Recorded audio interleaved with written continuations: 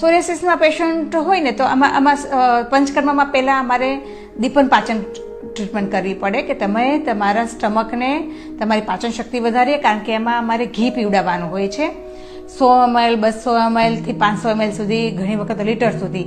તમારી રોગ કેટલા સમયનો છે, ડિઝીઝ કેટલા સમયનો છે, તો એ પ્રમાણે અમે એમાં ઘી, આયુર્વેદ ડોક્ટર ખાલી નાડી જોઈને જ ખબર પડી જશે કે આને મારે કેટલું ઘી પીવડાવવું, કેટલા સમય જૂનો આ રોગ છે અને કેટલો સિવિયર રોગ છે. તો એ આયુર્વેદ ડોક્ટર નાડી પરીક્ષા કરીને જ નક્કી કરે છે આનો ડોઝ.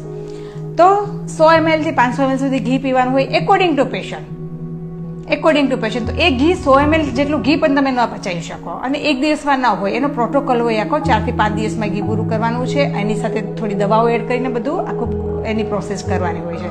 તો પહેલાં અમે દીપન પાચન આપીએ, પછી ઇન્ટરનલ સ્નેહન આપીએ. આખા શરીરમાં એ ઘીનો રોલ છે, આખા શરીરમાં પ્રસરવાનો, અને એ સાથે મેડિકેટેડ ઘી હોય.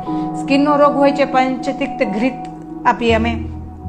તો એ જે છે પંચતિક્ત ઘૃત એટલે કે લીમડો, કડવો લીમડો હોય ને, એ કડવા લીમડાના પંચાંગમાંથી ઘી બનેલું હોય. તો એના બધા ઔષધીય ગુણ ઘીમાં હોય, અને ઘીનો રોલ છે સૂક્ષ્મથી સૂક્ષ્મ સ્રોતસમાં જવાનો. એટલે આખા શરીરના, આખા બોડીમાં એ સ્પ્રેડ થઈ જશે ઘી. તો જ્યારે તમારે સૂક્ષ્મથી સૂક્ષ્મ સ્રોતસને પણ ત્યારે શુદ્ધ કરવું હોય ને, તો આ પંચકર્મ ખાસ કરવું પડે.